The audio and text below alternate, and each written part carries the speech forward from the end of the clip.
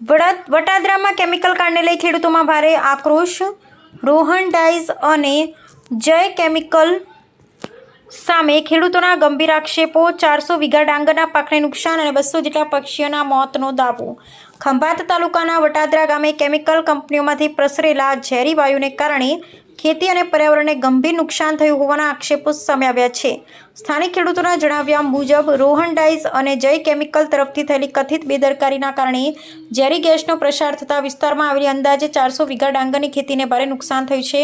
ખેડૂતોનો વધુમાં આક્ષેપ છે કે ઝેરી વાયુની અસરથી 200 જેટલા પક્ષીઓના મોત થયા છે. ઘટનાને પગલે ખેડૂતોમાં ભારે રોષ અને ચિંતા જોવા મળી રહી છે. ખેડૂતોનું કહેવું છે કે ખેતીનો પાક ઉપરાંત પર્યાવરણ અને પશુ પક્ષીઓના જીવન પર પણ તેની ગંભીર અસર પડી છે.